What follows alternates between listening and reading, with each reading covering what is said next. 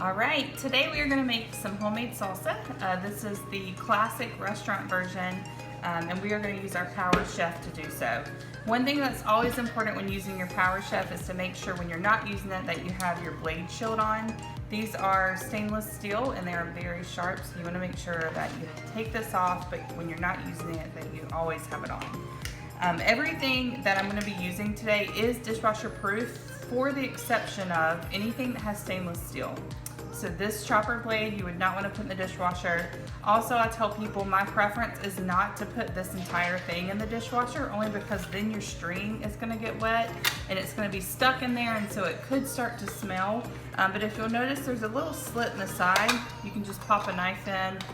This can go in the dishwasher. I would just leave this out. It doesn't touch the food anyway. And then it's very simple to put back on. Alright, so let's get started. First thing we're going to do is I want to mince up our garlic. I like garlic. I know some people are not as a fan of garlic, but I do. So I'm actually not going to use our Power Chef. I'm going to use our Chop and Prep, which is the smaller version of the Power Chef. However, it does use the same exact motor. So I put my garlic in there. It calls for 1/4 tablespoon of cilantro. I'm not a huge cilantro fan, so I'm not going to put quite as much. I might put about 1/2 in, but if you like cilantro, go for it. It's just not my taste of choice, I guess you could say. So I'll put a little bit more in there. Now I'm going to put the motor on top, and we're going to just do a few quick pulls, and you'll see how quickly it's going to mince the garlic and mix up the cilantro. So that was 5 pulls, and you can see how it has already minced our garlic for us, and the cilantro is nice and stirred up. I'm going to do a little bit more pulls on it, just because I do want to make sure my garlic isn't chunky. Like I said, I do like garlic, but you never want to bite into a piece of garlic when you're eating your salsa. So there we go. Alright, so now that we have this part ready, let's go ahead and do our bigger pieces. So we're going to do 1/2 of a medium onion. And I'm just gonna quarter it. We'll put this to the side, we don't need that. It calls for 2 jalapenos. If you do not know, jalapenos, the hottest part of it are the seeds. I don't like a lot of spice, and I'm gonna be sharing this with my family, and I know they're not a big spicy person, especially my dad. So I'm gonna pull this part out, and I'm gonna take the seeds out and make sure that we're not gonna light anybody up with the salsa tonight. So I always just use one of my big impression bowls. It's kind of like my dump pail if I know I'm going to be cooking a lot. So let's do that. I'm going to throw my jalapeno in there. Like I said, if you like it more spicy, it calls for 2. I'm just cutting it in half.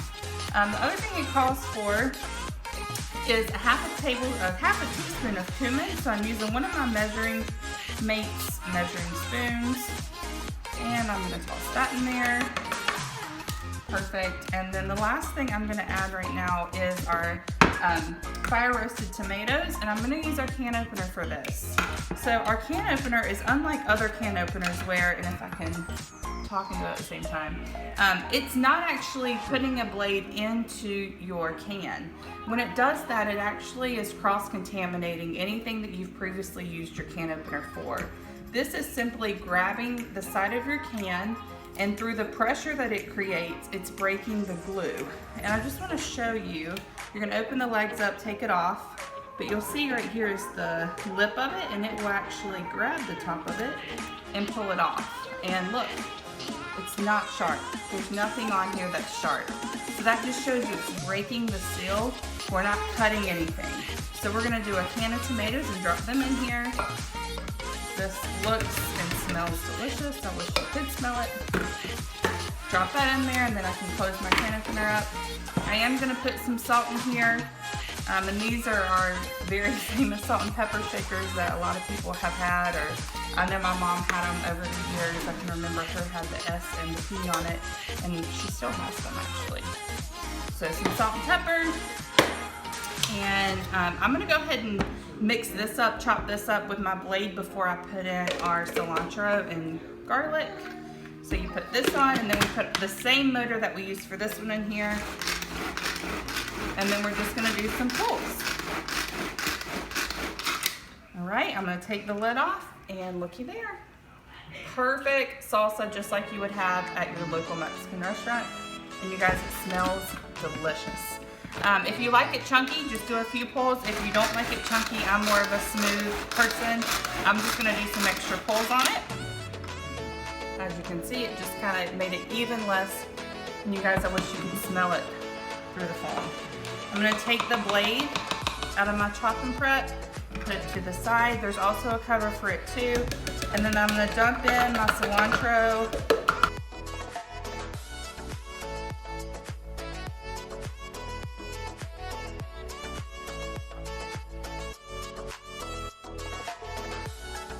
And then like, once again, just gonna mix it up.